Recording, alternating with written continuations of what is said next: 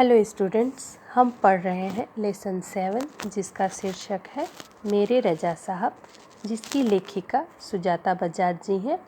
हमने अभी तक पिछले पृष्ठ में देखा है कि प्रस्तुत पाठ में जो प्रसिद्ध चित्रकार हैं जिन्हें रजा साहब कहा गया है, जिनका पूरा नाम सैयद हैदर रजा साहब है, उनके बारे में लेखिका सुजाता बजाज जी ने, जो कि लेखिका हैं, उन्होंने अपने संस्मरण में, यानी उन्होंने जो ये संस्मरण कथा लिखी है उसमें रजा साहब के सर्वधर्म समभाव, यानी वो जो सभी धर्मों को समान भाव देते हैं, समान इज्जत देते हैं, तथा मानव मात्र से प्रेम, जो हर मानव जाति से प्रेम करते हैं, युवा कलाकारों को प्रोत्साहन, जो नए कलाकार हैं उन्हें प्रोत्साहन करते हैं, उन्हें उनका हौसला बढ़ाते हैं आगे बढ़ने के लिए, उनकी जिज्ञासा वृत्ति, कृतियों के प्रति लगाव आदि गुणों को दर्शाया गया है। यानी जो नए नए चीज़ें हैं उनके प्रति भी उनका लगाव है, उनको जानने की जो जिज्ञासा है, नए नए जो कलाकार आ रहे हैं उनके प्रति जो लगाव है उनको भी दिखाया गया है, दर्शाया गया है। इस पाठ में एक सच्चे कलाकार के दर्शन होते हैं, यानी इस पाठ को पढ़ने से हमें पता चलता है कि रजा साहब जो हैं वो एक सच्चे कलाकार के रूप में हम उन्हें उभरे हुए पाते हैं। तो आइए इस पाठ को आगे करते हैं। जो हमने पिछले वीडियो में जिस पृष्ठ में हमने विराम दिया था वीडियो को, उस पैराग्राफ को, उस परिच्छेद को एक बार दोहराते हैं, जो कि कुछ इस तरह था, लिखा हुआ था। छोटी से छोटी बात भी उनके लिए महत्वपूर्ण हुआ करती थी। वे बड़ी तन्मयता लगन के साथ करते थे, तथा ये भी है सब कुछ पेंटिंग भी जो भी वो करते थे बहुत लगन और तन्मयता के साथ करते थे। पेंटिंग बिकने के बाद भी पेंटिंग में भी उनकी रुचि हुआ करती थी। कोई इस काम में मदद करना चाहे तो मना कर देते थे, किसी को हाथ नहीं लगाने देते थे। बड़े करीने से, यानी बड़ा ही तरीका से, तौर तरीका से धैर्य के साथ पेंटिंग करते थे। कहते थे लड़की ससुराल। हमने यहाँ पर अपने पिछले वीडियो में विराम दिया था, अब आगे लेके चलते हैं।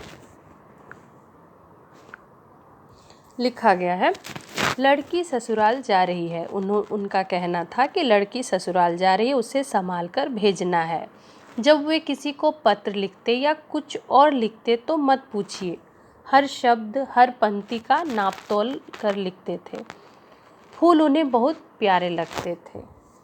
लिखा गया है कि फूल उन्हें बहुत प्यारे लगते थे। फिर लिखा है मुझे याद है 22 अक्टूबर 1988 को, यानी कि जो डेट है वो 22 अक्टूबर 22 अक्टूबर 1988 को मैं लंदन से पेरिस के गार्दिनो स्टेशन पर, गार्दिनो जो कि स्टेशन का नाम है, ये कहाँ है तो पेरिस में, स्टेशन पर ट्रेन से पहुंची थी। रजा साहब स्टेशन पर मेरा इंतज़ार कर रहे थे। वह पहले से स्टेशन में उनका इंतज़ार कर रहे थे। उसके बाद क्या हुआ कि ट्रेन लेट थी, पर वे वहीं डटे रहे, यानी वहीं पे उनका इंतज़ार करते रहे। रजा साहब लेखिका का इंतज़ार करते रहे। मुझे मेरे हॉस्टल के कमरे में छोड़कर ही वे गए। वो आए, मेरी ट्रेन लेट थी, फिर भी वो मेरा इंतज़ार कर रहे थे। पहुंचने के बाद वो मुझे मेरे हॉस्टल में, जहाँ पे लेखिका रहने वाली थी हॉस्टल में, उन्हें छोड़कर ही वे गए। एक दिन मैं बीमार होकर अपने कमरे में पड़ी थी यानी आराम कर रही थी, वहीं लेटी हुई थी। रात 11 बजे रजा साहब मेरे लिए दवा, भारतीय रेस्टोरेंट का खाना पैक करवा कर पहुँच गए।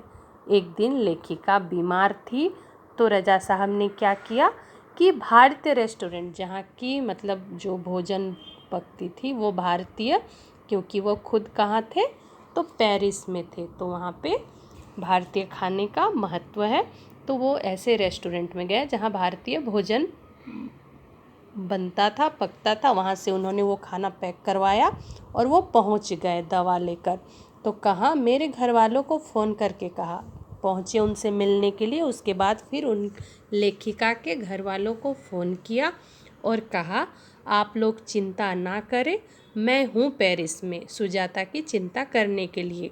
सुजाता यानी कि लेखिका के बारे में यहाँ पे कह रहे हैं कि लेखिका यहाँ खुद हमें बता रही है कि रजा साहब ने उनके घर वालों को फ़ोन किया और कहा कि मैं सुजाता का चिंता करने के लिए हूँ, आप सब इसका चिंता ना करें, क्योंकि वो भी पेरिस में थे।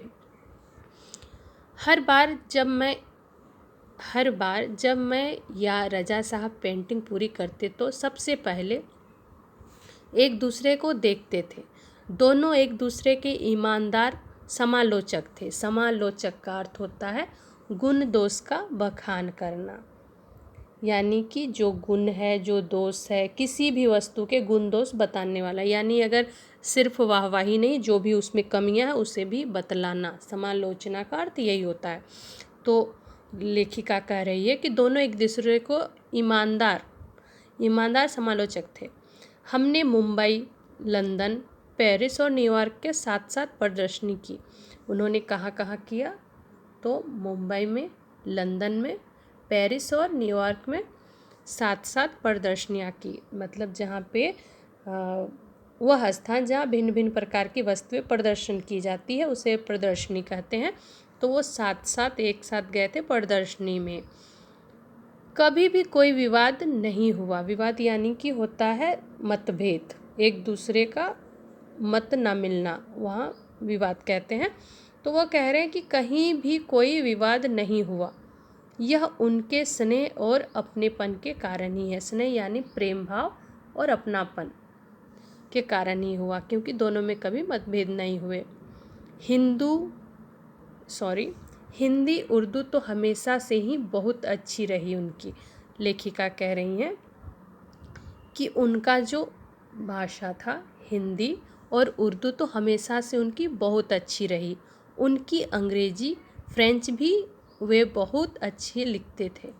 कह रहे हैं कि उनकी जो भाषा पर पकड़ थी वो हिंदी पर, उर्दू पर तथा इन पर बहुत अच्छी रही, और अंग्रेजी, फ्रेंच भी वे बहुत अच्छा लिखते थे। कविताओं से बहुत प्यार था उन्हें।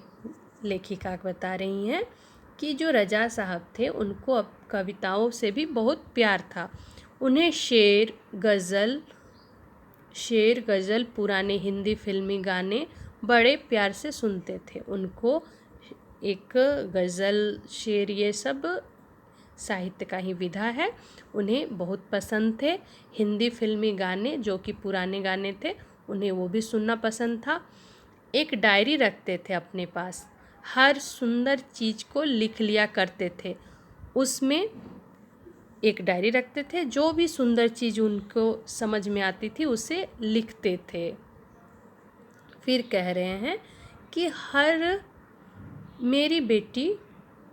हर सुंदर चीज़ लिख लिया करते थे। उसमें मेरी बेटी हेलेना बहुत खूबसूरत हिंदी बोलती है। वह कहते थे कि मेरी बेटी, जिसका नाम क्या है, हेलेना, बहुत सुंदर हिंदी बोलती थी, तो उन्हें बहुत गर्व होता था। वो अपनी बेटी के बारे में कह रहे हैं कि जब वो बहुत सुंदर हिंदी बोलती थी तो उनको अपनी बेटी पर गर्व महसूस होता था, प्राउड फील होता था। वे हमेशा उसके साथ शुद्ध हिंदी में ही बात करते थे। कौन? रजा साहब। फिर अगले पैराग्राफ में कहा गया है, रजा साहब को अच्छा खाने का बहुत शौक था, पर दाल चावल, रोटी, आलू, सब्जी में जैसे उनकी जान अटकी रहती थी। अटकी यानी फंसी हुई रहती थी। तो किस चीज़ में उनको बहुत ज़्यादा पसंद था? दाल चावल, रोटी, आलू की सब्जी,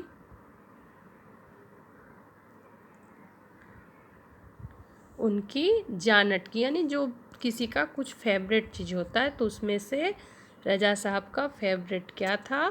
तो दाल चावल, रोटी और आलू की सब्जी, जैसे उनकी जान अटकी रहती थी। मैं हफ्ते में एक बार भारतीय शाकाहारी खाना बनाकर भेजती थी। लेखिका कह रही हैं कि मैं हफ्ते में यानी वीक में उनको एक बार भारतीय शाकाहारी खाना, यानी कि जो इंडियन भोजन है शाकाहारी, वो एक बार बना के उन्हें भेजती थी। फ्रांसीसी दोस्तों के लिए, जो उनके फ्रांस के दोस्त थे, उन्हें भी यह भोजन पसंद था और उनके लिए भी भेजती थी। फिर कह रही हैं लेखिका, रजा साहब के कुछ पुराने फ्रांसीसी दोस्तों को उनके जाने की खबर देनी गई तो फिर से एक बार उनकी दीवारों पर रजा साहब की काफ़ी सारी कृतियां देखने का मौका मिल गया। कह रही हैं लेखिका कि रजा साहब के कुछ पुराने फ्रांसीसी दोस्तों को उनकी जाने की खबर देने गई तो फिर से एक बार उनकी दीवारों पर रजा साहब की काफ़ी सारी कृतियां देखने को मौका मिला। कुछ है इसमें जो कि पूरी तरह से दिख नहीं रहे हैं, तो हम लोग आज के इस वीडियो में यहीं तक रखते हैं, जो कि कुछ इस तरह है कि रजा साहब को अच्छा खाने का बहुत शौक़ था, पर दाल चावल रोटी आलू की सब्ज़ी में जैसे उनकी जान अटकी रहती थी। मैं हफ्ते में एक बार भारतीय शाकाहारी खाना बनाकर भेजती थी उनके लिए और उनके फ्रांसीसी दोस्तों के लिए। तो आज का हम जो वीडियो बना रहे हैं उसमें यहीं तक पढ़ेंगे। जो हमारा अगला पैराग्राफ है, अगला परिच्छेद है, उसे अगले वीडियो में करेंगे, जो कि कुछ इस तरह है, उसे हम नेक्स्ट में करेंगे। तो आज के वीडियो में बस इतना ही। तो आज का जो आपका प्रश्न है वह यह है कि रजा साहब तथा सुजाता बजाज जी ने साथ साथ, यानी कि दोनों ने एक साथ कहाँ कहाँ प्रदर्शनियाँ की, किस किस देश में एक साथ दोनों ने एक साथ कहाँ कहाँ प्रदर्शनियाँ की। तो आपका प्रश्न ध्यान से देख लीजिएगा और इसका जवाब करिए। तो आज के प्रश्न में बस इतना ही।